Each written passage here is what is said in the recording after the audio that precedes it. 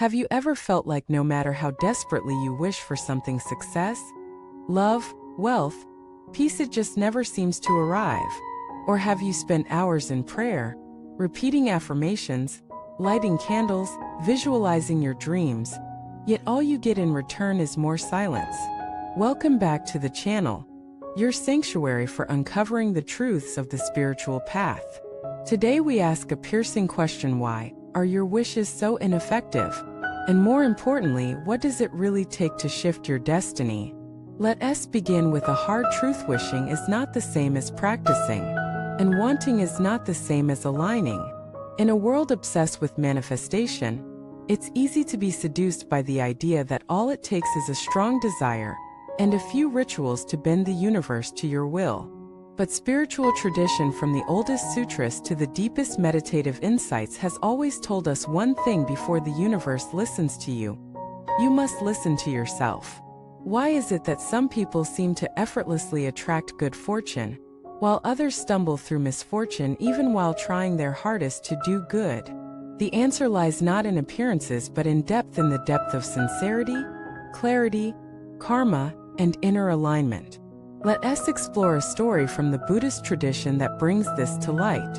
Once, a man went to the Buddha and begged for a better life.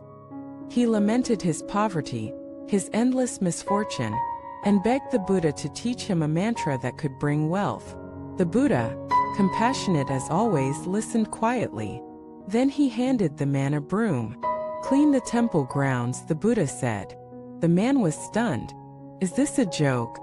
I came for a blessing, and you hand me a broom?" But the Buddha smiled and said, "Before you sweep away misfortune, sweep away your ignorance." This is not just a story, it is a mirror. Many of us want to change our destiny while remaining the same person. We want more without becoming more. We want healing without confronting what made us sick.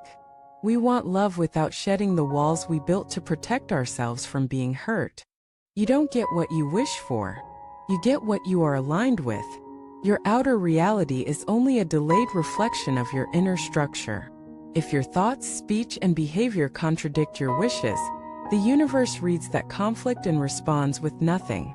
Let us make this real. You say you want peace, but you constantly argue with people in traffic, at work, online. You say you want love, but your heart is closed, full of suspicion, expecting betrayal. You say you want wealth, but you hoard what you have, operate from scarcity, and envy others. Wishes without matching frequency are just noise. In spiritual language, that frequency is not some vague energy, it's the sum total of your intentions, actions, beliefs, and emotional tone. Let us dive deeper. In Buddhism, one of the most misunderstood teachings is the concept of karma. People often reduce it to what goes around comes around. But karma is not just moral accounting. Karma is energetic architecture. Every thought and deed builds a structure in your consciousness. That structure either opens pathways or creates walls. Wishes that cannot pass through those walls will not reach your reality. Take, for example, a woman named May, who longed for a loving relationship. She visited temples, recited prayers, read every book on manifesting love. But her relationships kept falling apart.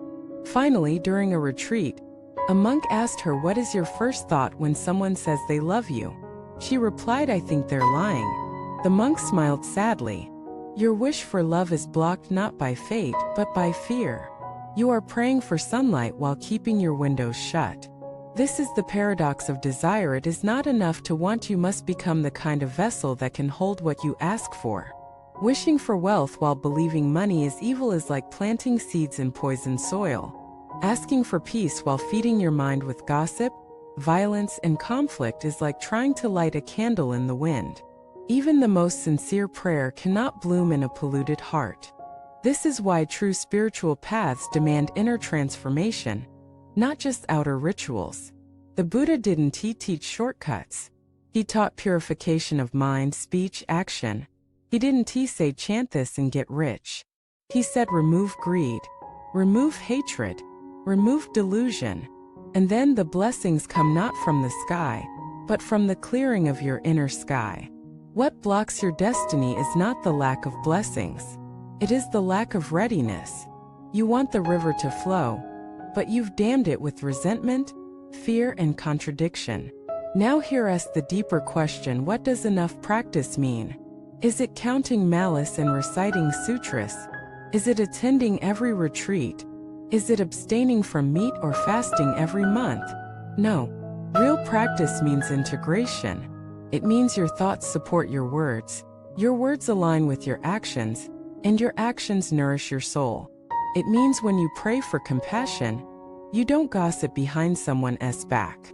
When you chant for abundance, you don't operate from lack. When you meditate for peace, you don't bring chaos into others' lives.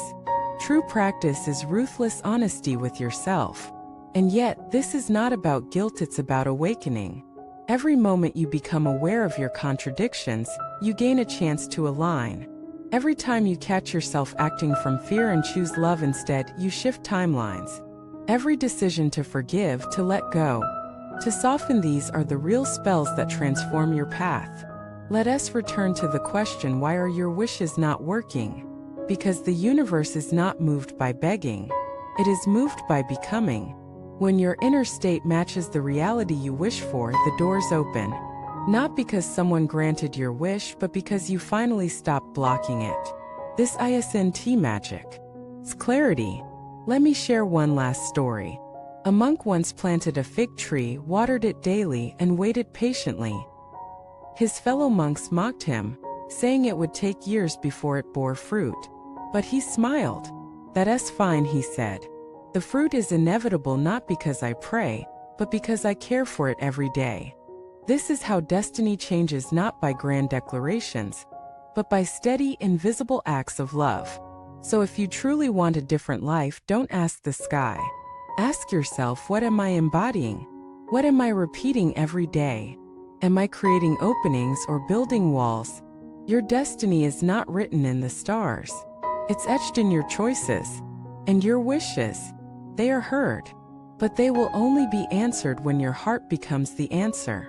Thank you for watching this video. If this message touched something within you, share your reflections in the comments below. And don't forget to like, subscribe, and support the channel so we can continue this journey together.